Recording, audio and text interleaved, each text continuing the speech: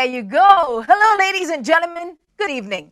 Once again, it's me, Galen Mendonca, and you are tuning into episode 4 of HSBC Star Struck, your stop for fun, entertaining, inspiring conversations with personalities from all walks of life. Accompanying me in the studio this evening, as always, are my friends in the house band. Hello, boys. Sending big love to our viewers joining in from all across the world. It is absolutely amazing to see you guys regularly tuning in and more of you joining this fun tribe. There is a lot to talk about with this week's guest, so I'm going to save my breath and just get right ahead to bring him in. Documentary filmmaker that hit the silver screen with a bang. A man that boldly goes where very few dare to. He's got a huge bank of stories to share from the most unconventional of film locations. He's a master storyteller, renowned for spinning hard-hitting stories within his highly entertaining films. His latest spin is a smash hit that we all are waiting for with bated breath. Ladies and gentlemen, and ladies, our guest for today is the one and only Mr. Kabir Khan.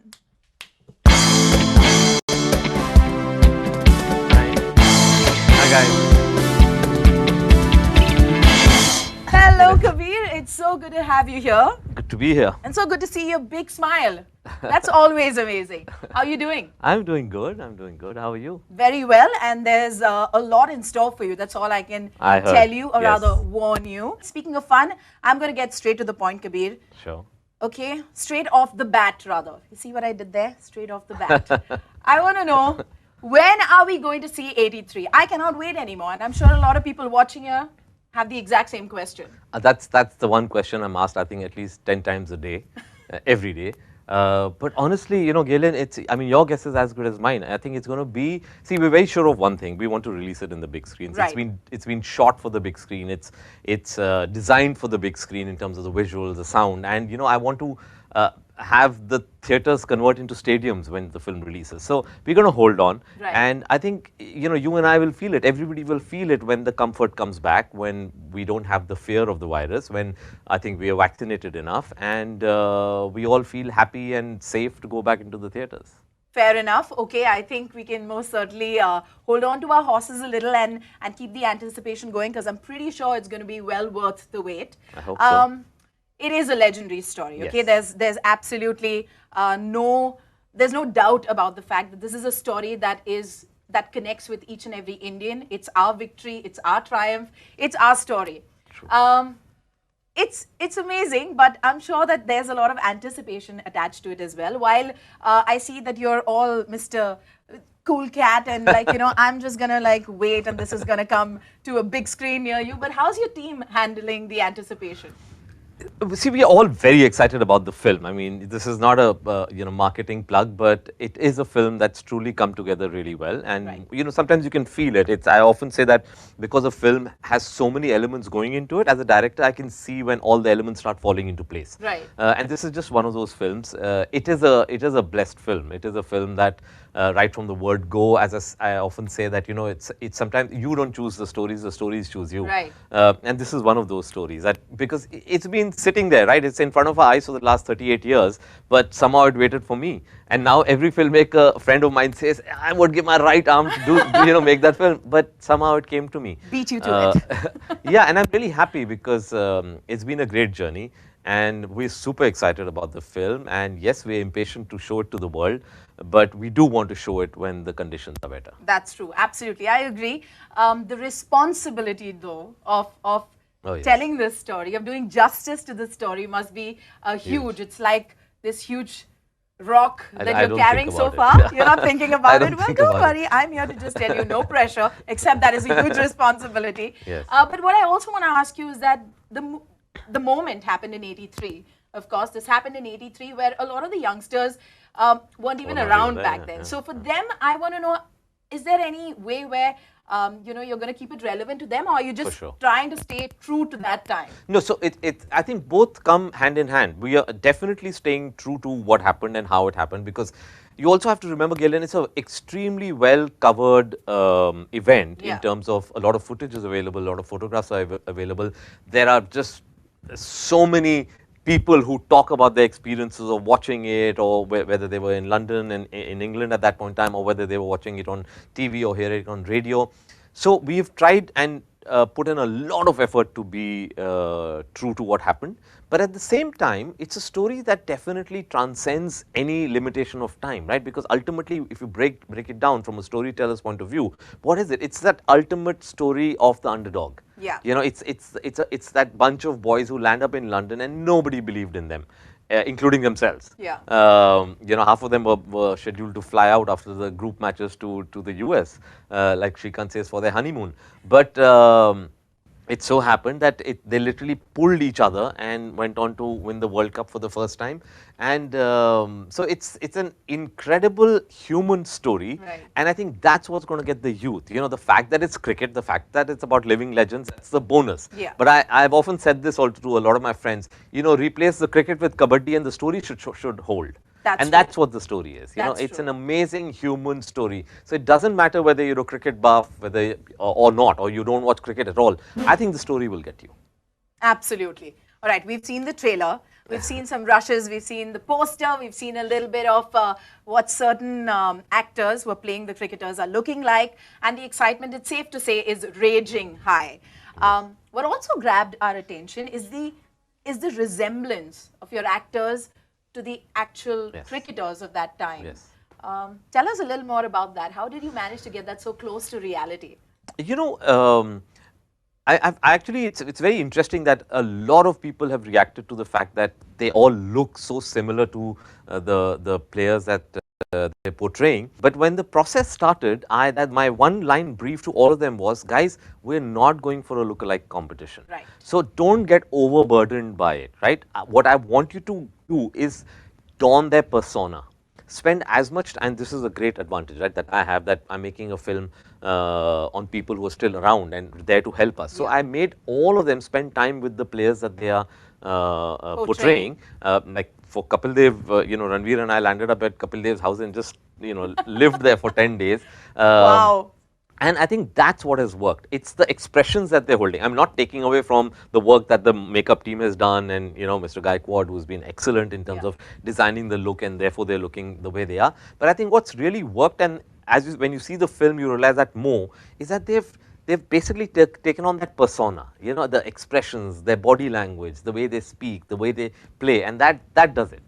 Then it's not about the facial features. Then it's about just you know, and we had some of the real life players come onto our sets several times, and they would you know, do a double take when they saw some of these boys Wow, that's walking out just with them. super amazing to hear. I came here with a bunch of questions and now I'm just feeling insane amounts of excitement, guys. All right, apart from Kapil Dev, which of course we've seen the rushes of what Ranveer is looking like and all of that, which other characters are you super excited to highlight? I know it'll be a diplomatically correct and politically correct answer, but it's the team. It's the team. You know, what comes together is, and I've often said this, the story is about a team. Yeah. And even if one was incomplete, even one of the characters didn't come up to the level of, you know, everybody else, it would have fallen short. So I'm actually excited about all of them. Some who I think the youth know about because they're legends. It's Kapil Dev, or you know, Sunil Gavaskar, or Kirmani, or you know, Shastri. But there are others who the youth might not recollect. Right. You know, there are some names which they might not immediately come to them, and to rediscover those players actually is what excites me. To present those players again, and let the youth who was not around when this happened just discover these players, because Yeah. they're fascinating. All their journeys are fascinating. Amazing. That sounds super exciting.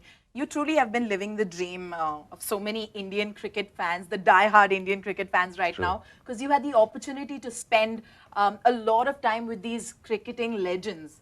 Research, of course, studying the game, learning their moves. But do you have any fun stories or some great experiences just by hanging out with them? Do you have any So tidbits many. that you can share now that we have to still sit put and wait patiently for the film? I'm sure you can share a lot of this with us. That was probably the most enjoyable part of my research. It was a long research. I did research for 2 years for this film.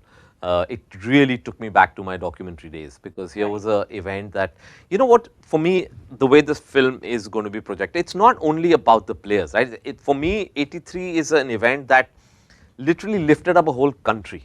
you know, it suddenly made every Indian across the world, especially the diaspora, made them feel proud to be Indians. And Yeah. a lot of them told me that, you know, pre-1983, we were not looked like they would not treat us with respect. Right. And it all changed that day, especially for the diaspora in England. They said after June 1983, it all changed. There was Right. this very successful barrister in London who told me that, you know, I went to an elite affluent school, and I was part of the boys, part of the class. But he says when school reopened after that summer, that's the first time these boys came up to me and said, "Hey, aren't you an Indian?" And they said it with the, like, that's cool that you're Right. an Indian.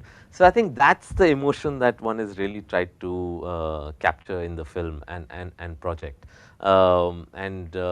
Hopefully, I think every single Indian, and not only Indian, anybody who loves sports will see this, you know, tale of a classic underdog story of these guys coming on to London when nobody believed in them and going on to pick up that cup. That's it. Kabir has done it again. I'm very, very excited, but I have to stay put. And I guess we all have to. But as you rightly said, it is definitely going to be worth the wait. Speaking of that, all right, Kabir, it's time to break this conversation and get into this super fun, quick game that we've planned for you. The game is simple. Now, you've been responsible for some super hit dialogues. Not some, I think many, many, too many to name, in fact. So what we're going to do now is that I'm going to throw a line at Kabir, and all you have to do is you have to try and place the movie and the actor that has delivered this dialogue. All right? Extra points if you can act it out. That's going to be tough. Actually, I'm going to do something extra points if you can act it out. So double whammy. All right? Are you ready? Yeah, sure. Okay. So your first dialogue is, "Saath chalna hoga, zinda ya murda." The actor and the film. Saath chalna hoga. Yeah, this is the opening scene of Ekta Tiger. When And Salman goes and gets the... That is the right. ticket, yeah. That is right. Boom. That's right, guys. Amazing. Okay. Your next dialogue. अगर इंसान के दिल में यकीन हो, तो वो चट्टान भी हिला सकता है. Easy one. That's again, that's from Tube Light. But this line is actually said by two characters. It's said by Om Puri and by Salman Khan. Oh man, this is called a googly right here. That's right. I only had Om Puri as my answer, but clearly the director knows best. Salman repeats it, but yeah, originally it comes from Om Puri's character. All right. Your next dialogue. हमारे दिल में राम बसे हैं, हमारे लिए कोई काम असंभव नहीं है. This is, I think everyone knows that. This is Bajrangi Bhaijan, Salman. That's right. Okay. And this is at the interval point. At the, okay, guys. All right. Just to get a little more specific, yeah. I was speaking about the brownie points for acting, but here we're getting little tidbits. He's trying to compensate with the trivia. Okay, great. जिस मोहब्बत में दीवानगी ना हो, वो मोहब्बत ही नहीं. Katrina in Ek Tha Tiger. It's been picked up from a poem in Cuba. That's right. Amazing. Okay. जो होगा, जब होगा, आप सबको हिला देगा. This is this is Neil Nitin Mukesh from New York. Sorry, I got a little confused whether it was Neil or Irfan. Then I suddenly realized, no, it's Neil. I thought it's going to be that one moment where I'm going to be like, look, No, Kabir. it's Neil. It's All Neil. right. And the next one. यकीन एक tube light की तरह होता है, देर से जलता है, लेकिन जब जलता है तो फुल लाइट कर देता है. Okay, so obviously it's from Tube Light, but I'm just saying this is the one that happens in the end. Whose voiceover was it? I think this is Zishan Ayub. Is it? I think this is Zishan's. Or was it Salman? I'm sorry. You got me on this one. You got me on this one. Come on, I'm going to give you 5 seconds and I'm going to give you a countdown. Kabir, take your best guess. 5, 4, no pressure. 3, you can do it. I think 2, it's Salman. come on. Salman. And that's right. Yeah. Good Okay, job. I'll tell you why I got confused, because at one point I had a thought that this should be Zishan's character who should be saying it. So I forgot who finally said it. Well, all said and done, you've got 10 out of 10. Oh, wow, super. All points I'm glad, correctly. at least on my films. That was awesome. Super, super impressed. But let's hear from our folks watching at home. We have a video message that's come in from one of your fans. So let's take a quick look. Oh, nice. Hi Kabir, this is Mayur Nagda. I have been a huge fan of your craft of filmmaking, right from your first film, Kabul Express, to The Forgotten Army. And you know, it's an honor to speak with you today and ask you this question.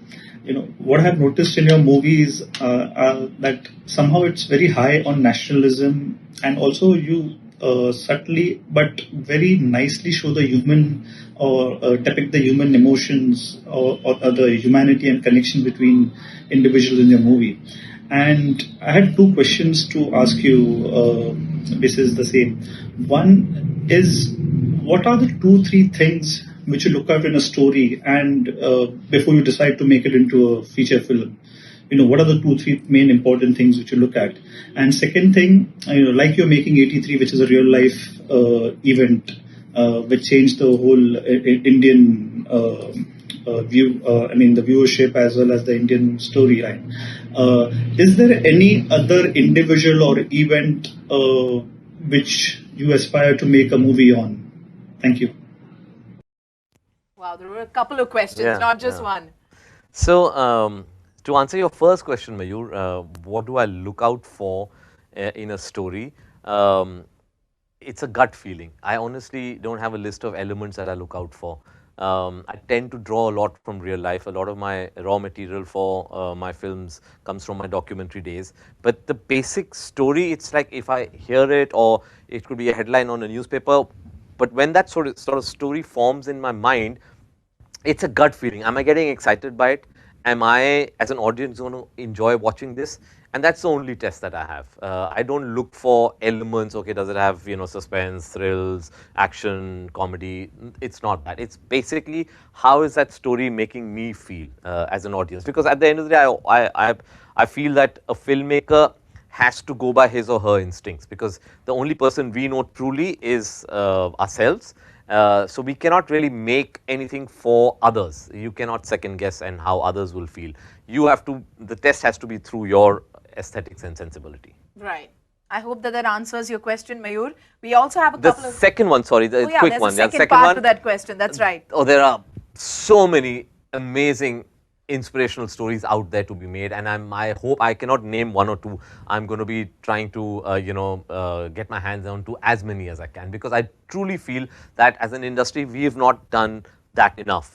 Pick up from our contemporary history, or sort of past times, and bring out these incredible human stories that have been existing in our country. I think Hollywood has done that for years. They pick up these amazing human stories and bring them to life. I think that's something I've been trying to do now. Right. Was there a third part to the question? No, I think there were just two. Two parts to the question, Mayur. I hope that answers both your questions. We have a couple of questions that are coming in from the webcast platform as well. This question comes in from Narsimha Chari. The question is the story important, or is the director? As there are a few directors who create masterpieces out of any story. So... I think definitely a story is important. Of course, there are great masters who can create, beautiful tales out of not much of a story. But I mean, from if you analyze it, but the point is, obviously, the director at that point in saw a full story in that, where it could be even just a one line. Right. But the director definitely saw something, an entire sort of a tale being present there. So it's, I think, story has to be the starting point. And the director has to be excited about that story, because without a story you won't be going anywhere. Absolutely, very well said. Your next question comes in from Rahul. He wants to know, how do you judge if your movie is correctly edited and it is the right cut? This is a more technical question. I mean, is that again a gut feeling? It has to be. Cinema is about feelings. Yeah. Yes, of course, we are trained as filmmakers. I've done my master's in filmmaking. So we know the rules of editing and all that. But that's not the way you judge a good edit. Ultimately, you judge a good edit by just, is that scene making you emotional? Is that scene making you laugh? Is that scene making you cry? And if one of those emotions is coming through, then it works. And if it doesn't, then you have to keep trying, keep editing, keep doing something till it evokes that emotion. Absolutely. So it has to be gut feel. In fact, there have been times when I've sat with Julius, who's done all my background score, and there have been crucial scenes where I want the audience to get emotional. And I often tell Julius, we have 5 or 6 attempts at this, because after about 5 or 6 attempts, I'll get desensitized to the scene. Right. So let's try and hit it in the first 5, 6 times, because I know the first 6 times I will feel emotional if things fall in place correctly. So it's always about how you feel, the emotion that it evokes in you. Amazing. Rahul, I hope that that has answered your question, and I think that's amazing. Everybody who is looking to get these small tidbits and pieces of information from your master here, I think this is great. It's going to be super helpful for a lot of them who are looking to find I hope so. such tips. Well, thank you, audience, for your questions. You always make these conversations so much more engaging and fun. So keep them coming. We still have some more time to throw a lot more questions at Kabir. Also, a quick reminder to get your entries going for the Superfan contest. Get onto the HSBC India Instagram page. The contest is live as we speak. All right, Kabir, we're going to backtrack now and get back into this conversation. And now we're going to go right where you began, like your journey. Where did you start? How did this serious documentary filmmaker like yourself find his place in this glitzy, glamorous world of Bollywood? Still don't know whether I would call it glitzy and glamorous, but yeah, it's an exciting world. You know, for me, it was when I was doing documentaries, and I was doing a lot of them at that point in time, I was getting good commissions, and I was being able to showcase them in international networks. But what was a bit frustrating for me was I felt there was a dwindling space for documentaries in India. It's different now. But when I made the transition, I felt that I'm not being, see, for any communicator, at the end of the day, what do you want? You want to be able to communicate with your audience and interact, right? Yeah. But what was happening was I was making these documents, they were going to international networks, some of them were going for festivals, but I was not interacting with the audience. There was no communication. Right. So I realized that, in India, the most powerful medium, the one medium that reaches the maximum number of people is mainstream cinema. That's right. And I realized that, okay, I want to tell my stories on the mainstream platform because it'll just reach out to so many more people. And as I said, for communicators, that's what you want. You want more and more people to access your stories. And that's when the transition happened from Right. documentaries, which actually happened with a script that I wrote, which was based on what happened with me as a documentary filmmaker in Afghanistan. So it was really, in a certain sense, autobiographical. Absolutely. What I find very intriguing to know is here's a serious documentary filmmaker who's now doing mainstream cinema in the Hindi film industry, but they're such opposite ends of the spectrum. How do you manage to find a balance? So keeping I that actually- guy alive and keeping this guy, alive too. Actually, I would differ with the description of documentary filmmakers as, these serious guys. I know that's the kind of stereotype that we have, but, documentaries are, and today, especially when you see documentaries, today I've realized, and there's many times when I sometimes think that, should I go back to making one documentary, I've realized there are certain stories that are better told as documentaries. Right. And there are certain stories that are better told when you dramatize them and make them larger. Like some of the documentaries that you see today, thanks to all the OTT platforms, you see so many, they're so entertaining and Yeah, that's engaging true. and moving.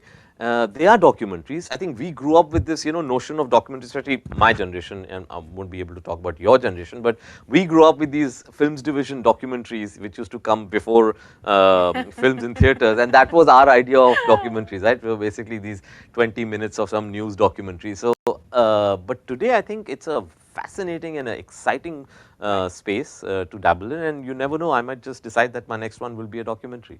You just found that out right here on HSBC Star Struck. Kabir Khan has said it himself.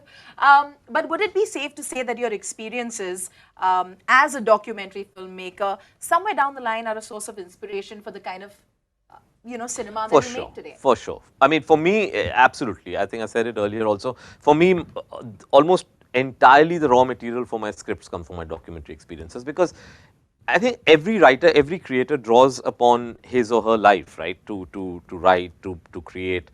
And for me, I've had there's no complaints about the kind of life I've led in terms of my documentary career. I traveled to more than 80 countries at last count. And as documentary filmmakers, you don't just go and touch a place superficially. Yeah. You spend time there. You meet the people. You interact with the people. You try and get under the skin of the people. You try and understand it. So it's been a great journey for me. And I am what I am today thanks to those experiences. You know, I had the privilege of working with Saeed Naqvi, who was a very prominent journalist in those days, and he used to travel all over the world, you know, telling international stories from an Indian perspective, from a South Asian perspective, and that shaped me. It showed me how to see stories. It showed me how to, approach stories with different perspectives, because in when you travel, you realize that there's always that little gap, right, between what news tells you and what's lying there as ground reality.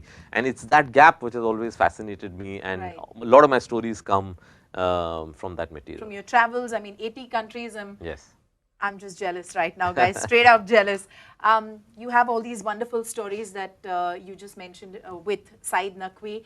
And also, another very interesting little detail that comes up when we did our research was that your films, they don't really have a bad guy. They don't have the villain per se. true. You know, the quintessential bad guy who you're just trying to beat and then you Yeah. feel all triumphant. Is there a reason behind this? Is that somewhere connected with this? I think it's the reason is taking off from my last answer is that this whole training that made me look at every story with different perspectives, where I realized, okay, you know, it's not always the perspective like we used to watch international news through the prism of BBC and CNN, right? Right. And then I went to these countries and I said, hey, wait a minute, the ground reality seems to be a little different. And that training to be able to see a story from different perspectives made me realize that there's no right perspective. Right. Right? Everybody has a perspective. You have to try and understand that. So when there's no right or wrong, it's difficult for me to create a villain, right? Who's always just only completely wrong. wrong. Yeah? So I think that's the reason why I don't have villains in my films, and to the amusement of a lot of actors who sometimes have gone through my script and suddenly they realize, hey, wait a minute, who's the villain? I said, there is Who no am I villain. fighting? Yeah. Amazing. It's amazing to see how these experiences have truly shaped your perspective as a filmmaker. The kind of movies you stand for, they've completely changed the game when we watch cinema, the kind of cinema that you make. But what would you like to see? What change would you like to see if you're talking about the current Indian film scene? I think the only change I'd like to see is the coexistence of many more kinds of cinema. I think this domination of a certain kind of cinema, or the dependence on the stars to be able to mount a certain kind of cinema, Right. that definitely holds us back. Unfortunately, today, if you want to make a film that costs a certain amount of money, you need one of the big stars, and there are not too many of them. You can literally count them on on your fingers, maybe of one hand. That needs to change. I think filmmakers need to be able to make stories not necessarily with the stars. I mean, the stars come great. I mean, I have nothing against stars. I mean, at the end of the day, the audiences love to watch stars, and Right. they really bring in a certain energy and vibrancy into cinemas. But that needs to change in our industry. The fact that we should be able to tell many different kinds of stories. You know, we should be able to tell stories with 6 songs and a love story. But if a story is there without the 6 songs and a love story, we should be allowed That's to say cool that too. Yeah. Yeah, And I think today's audiences support that. Yeah, I would definitely agree with that. Moving away from the conversation that we're having so far, I mean, the last 1.5 years has been pretty hectic for a lot of us. A lot has changed. The pandemic has clearly affected the film industry, and it's something that no one saw coming. I mean, we're still waiting for your film to release on the big screen, clearly because you want to make sure that it happens on that silver screen, on the big screen. But if you were to give advice to anyone who's probably out there and who is dabbling between, a filmmaker who's probably dabbling between, should I just release it? Should I not release it? What should I do with a product that I truly have belief and faith? I mean, advice would sound too pompous, but all I can say is I think it also it depends on the financial situation Right. of certain projects, right? Because holding on to a film is expensive. I am aware of the fact that the people who have put in money into 83 also are definitely bleeding with the interest cost. Right now, of course, it's their decision also to hold on because they also believe in the film and they also believe that it should be seen by the world on the big screen. But I don't think there's any correct answer. I think everybody has to do it according to what is their comfort level. Some people might feel more comfortable coming on to OTT. Some people might feel that my film might get dated. Let me just come out, you know, recover the money and go on to my next project. Right.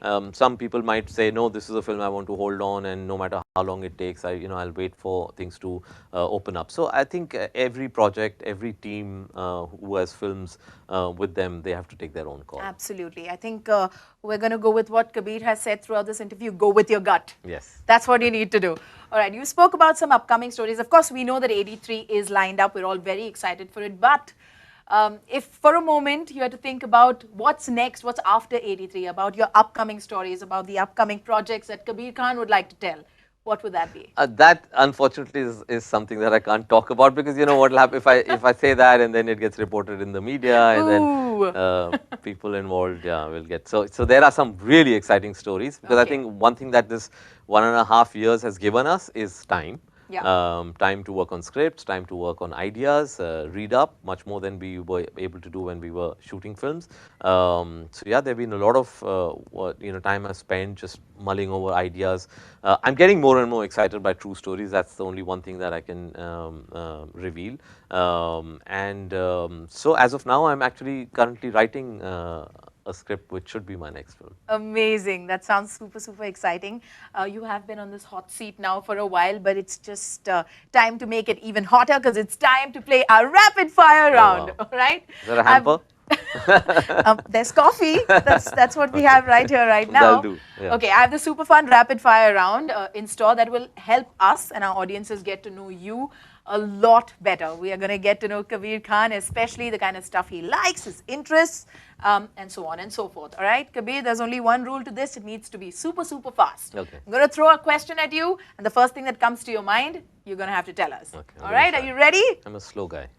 Okay, here you go. Your first question. Shows to binge watch right now. I've just started one called The Outlander.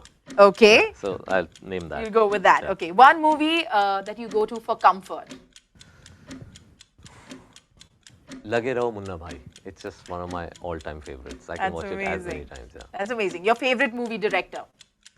No, I can't name one. I love films. I can't name one person. I love, bodies of work, but it's very difficult for me to name one. Cannot point director, one. yeah. Okay, great. The film that you are most proud of? See, the first film is something that you'll always be proud of. So I have to mention Kabul Express. But after that, I think the film that's made the maximum impact on people has been Bajrangi Bhaijaan. That's and I'm true. really proud of that. That's true. Especially the politics of Bajrangi Bhaijaan. That's true. Hollywood star you would like to cast? I'm not too excited about casting Hollywood actors, because unless there is a requirement for them, why would I do that? So I'm not too enamored by the sort of Hollywood industry. I think I would much rather name people who I would love to cast in our industry. Go local for vocal. Yeah. Go vocal for local. I'm sorry. Okay, street foods you can't live without. All of them. I'm a big foodie. Me and Minnie are huge foodies, but I would have to mention Thai street food. Amazing. All right. Top 3 post-pandemic holiday destinations. That I would want to go yes. to? Would be Machu Picchu, which is what I was planning to go after the release of 83 a year ago, but maybe now I'll go. Still on the list? I wanted to go back to Greece, and the third one would probably be Tibet. Tibet, wow, good choice. Favorite things to do when you're alone? Photography. I love just walking with a camera all alone on the streets of some foreign city and just shooting. That's my all-time favorite pastime. Amazing. Top 3 books you'd like to recommend? Oh, that's a tough one. Top 3. I'll say the ones that I remember. It's really difficult to put them in priority according to the impact they've had. But there's one since childhood I've been recommending, is a book called Jonathan Livingston Seagull. Okay. I just feel it's a quick read by Richard Bach, but it's just one of those that gives you a philosophy of life. A book that I recently read and it impacted me was Nelson Mandela's autobiography. Right.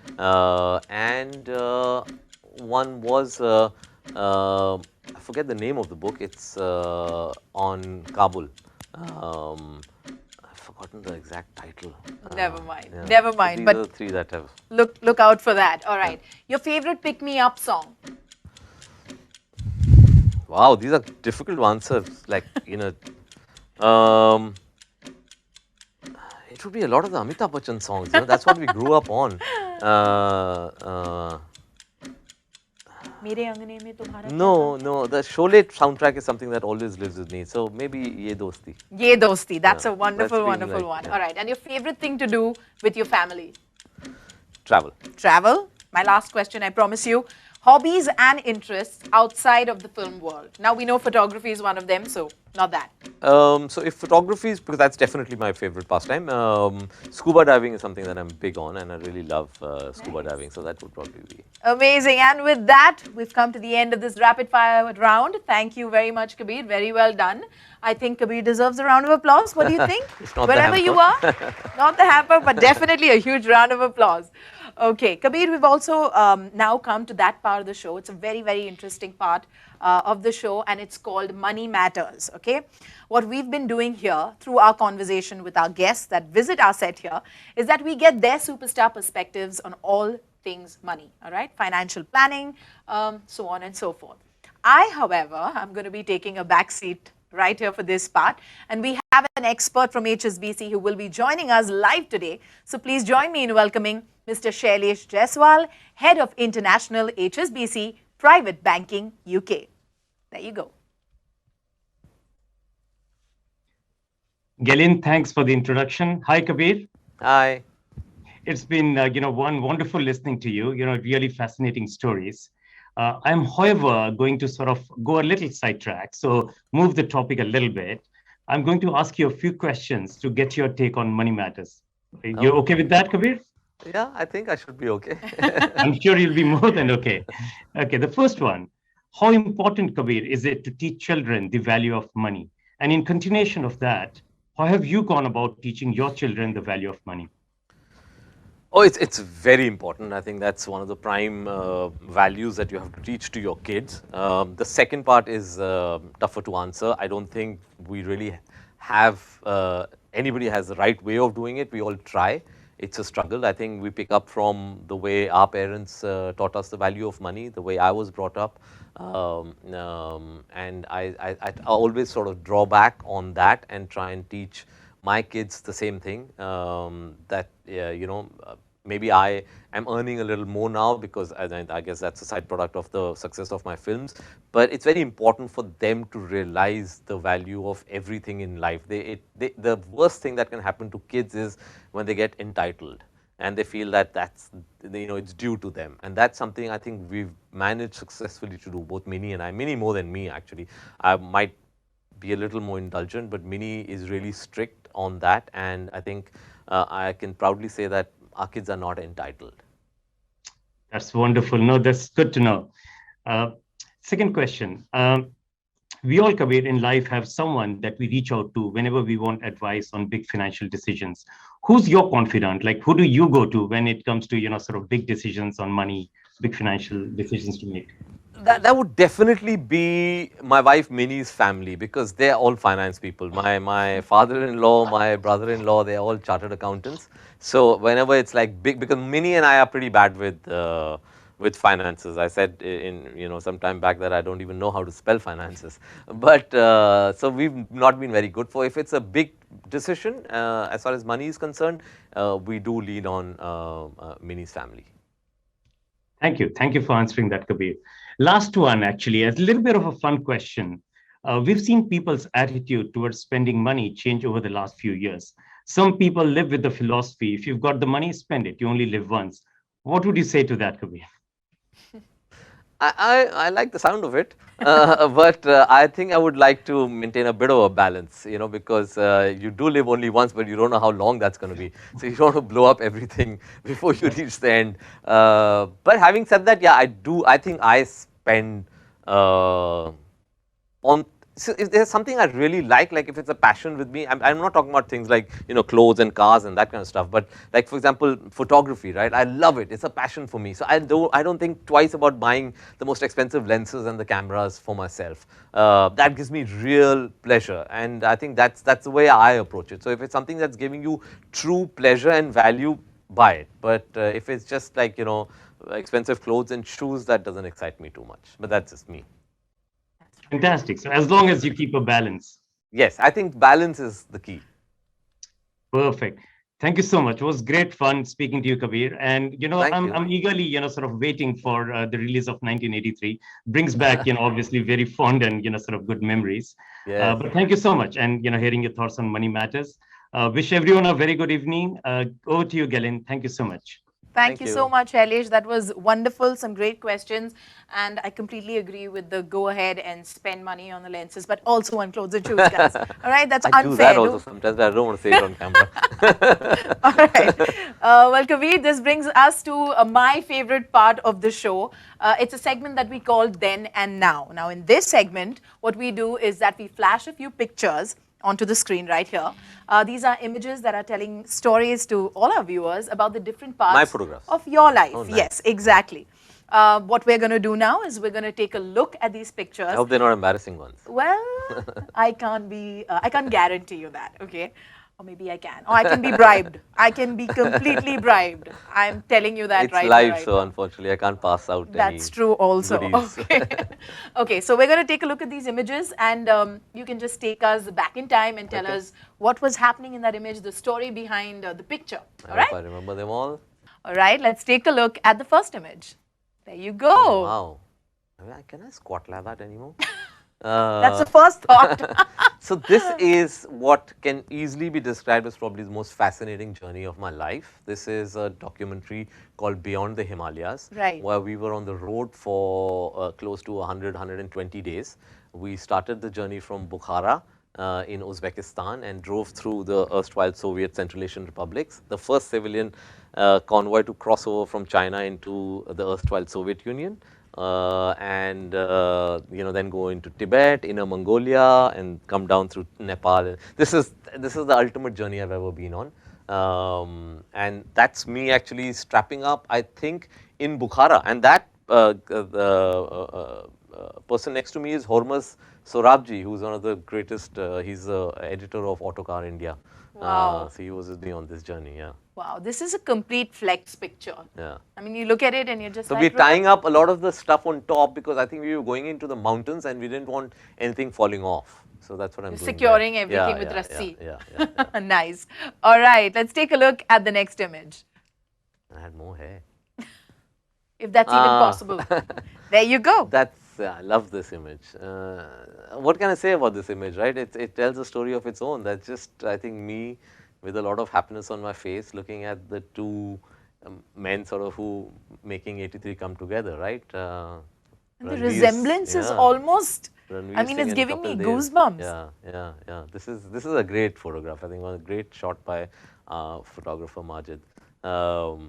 Yeah, this is a story. I mean, I don't need to say anything, right? This is when he came to visit us on set. And as I said, that's been one of the greatest benefits of doing this film. You get these legends walking onto our set. We would have Kapil Dev, Sunil Gavaskar, Viv Richards, Clive Lloyd, like just walking onto our set and watching us shoot. Just a regular Tuesday. Yeah, and this is one of those moments. Amazing, amazing. It's a beautiful moment, and the smile that's on your face there is clearly the smile that's on your face even right now. I can see that brings you joy to this moment, and I'm sure it's going to bring all of us a lot of joy when we end up watching the film. Okay, let's take a look at the next picture. Oh, this is also, this is when I was shooting. So there are some of the matches that we've shot in the exact location. So a lot of the locations and the stadiums have changed because obviously it's been, 3.5 decades. But this is a beautiful ground in the Kent County called Tunbridge Wells, the one where Kapil Dev broke the world record with his 175 not out and completely changed the tournament for India. Right. This is shooting on location in Tunbridge Wells, and this is again the photographer and me taking over because we had hired these the correct lenses for the night for 1983, and I was trying them out, and I was teaching the actor the correct way to hold the camera because my pet peeve is in photographs. I notice the background extras are given these cameras to hold, and they are and they go all wrong. They don't know where to put this. So this is something that I'm very particular about. I say, your left hand is here, your right hand is here. This is the way you handle the lens. This is the way you press the shutter release. So that's me, I think, trying to explain that to the actor. Amazing! What a moment! It's truly spectacular. All right, let's take a look at the next image. That's my second national award for Bajrangi Bhaijaan. My first national award was for Best Debut Film, which was Kabul Express. and this is the one that I got from Pranabda for Bajrangi Bhaijaan. How does it feel to receive such national recognition? I mean, I know it's a very obvious answer to the question like that, but truly, I mean, if you could go beyond the it was very nice and exciting, I mean, what does it truly feel like to receive an award like that? It is a validation, right? National awards is, again, as I said, unfortunately, a lot of our awards otherwise have become TV shows. There are too many of them. So I think we're not taking them very seriously. They're entertainment, they're good fun, and they, I enjoy them. I don't have anything against them. But when you get the national award, there is a sense of true validation, and you've of course enjoyed the success of that film, but finally when you walk into Vigyan Bhavan in your Band Galas or Sherwanis and get that from the President of India, nothing can beat that. It's a moment you remember for long. I agree. I absolutely agree. All right, let's take a look at the next picture. That's family. That's little Saira. That's Vivan, and of course Minnie. And which year this is, I have no idea. So I'm going to get kicked about that. But it's obviously Diwali. Yes. The tikas, because that's that's a tradition. Minnie always does this puja on Diwali, and we all get these tikas. And since Vivan is wearing a kurta, it has to be Diwali. Yeah, this would be about, I think, 2-3 years ago. Right, right. A lot of big happy smiles, of course. It's always a fun time. We love festivals, and we celebrate all festivals, so Wonderful. that's one thing about, I think, mixed marriages, that you get best of both the worlds. I agree. And that's I agree. something that even I actually follow Minnie and both you on your social media handles, and I see how happily and how with so much grandeur you guys celebrate. As you said, all the festivals. I mean, Christmas is like absolutely. That's a Maria. big Christmas. Christmas is at Maria's house every year, and it's So yeah, I think because for me, I look at religion more as a part of our culture, right? A part of our heritage. It's not about rituals. It's about celebrating that culture and that heritage, and all of them need to be celebrated equally. Agreed. Absolutely. All right. Let's take a look at the next image.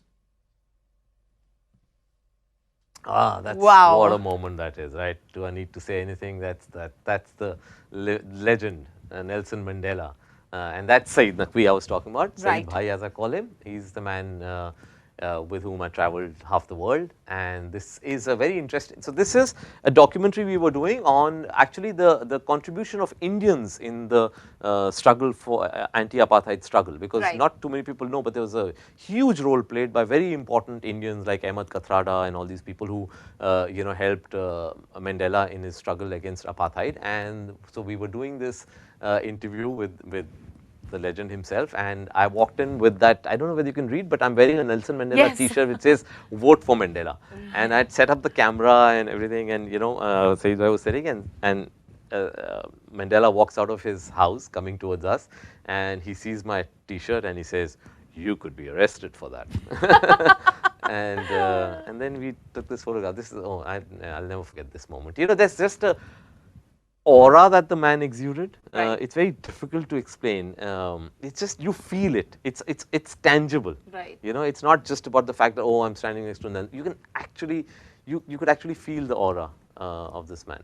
Truly, this is one of my most treasured moments. I was just going to say that this truly is a very and then he signed that t-shirt. He signed that t-shirt. I still have that, and he signed a copy of his autobiography for me, which I still treasure, and that's the one that I picked up again, and I told you that I read. What a moment. This is a great moment, and complete, I mean, full points for just having this picture and having that autographed t-shirt.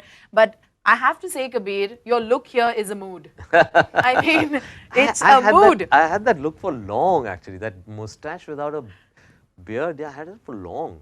Yeah, I think Kabul Express, I had a beard. New York, I didn't. New York was this look. It was this look. Yeah, and half of Ekta Tiger was this look. And then in Cuba, I decided, no man, I need to grow a beard.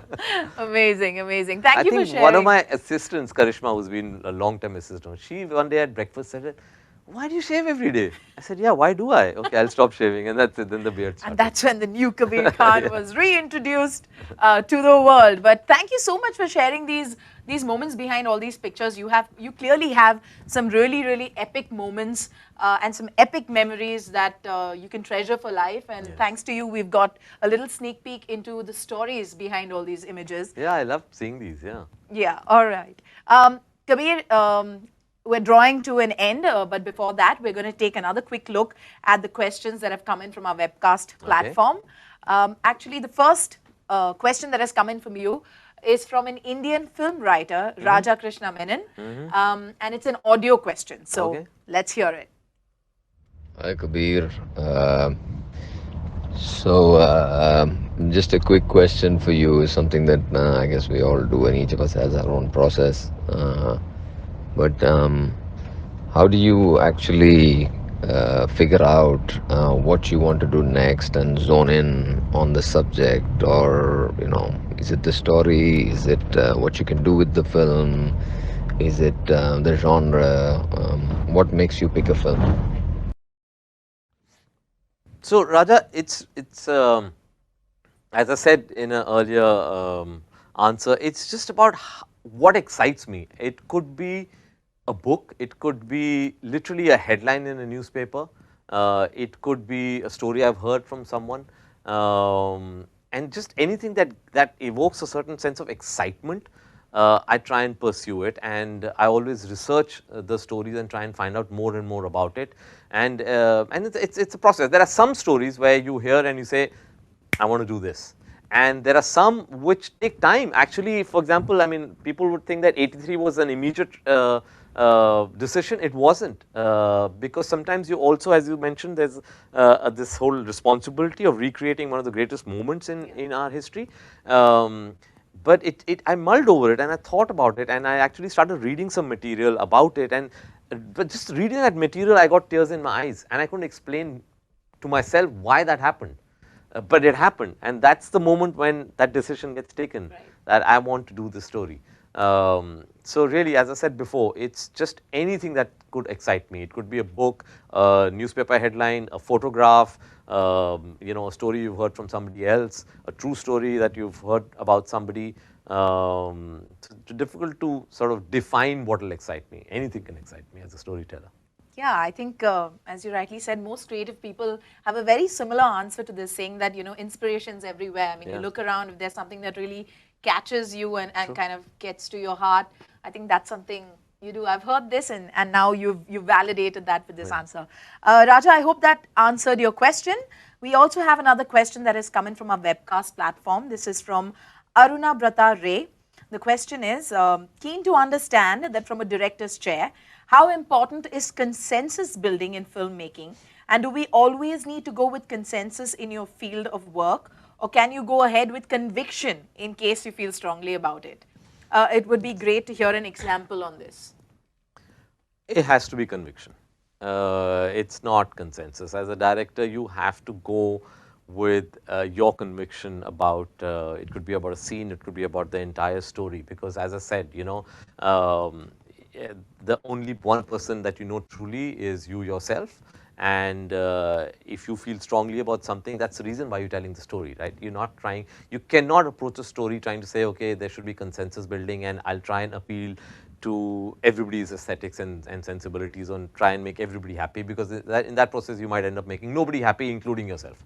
So I truly believe in conviction. I truly believe that, what you strongly feel about is what should come out in your film. When somebody who knows you sees your film, they should say, hey, this can only be Kabir, or this can only be Kalen.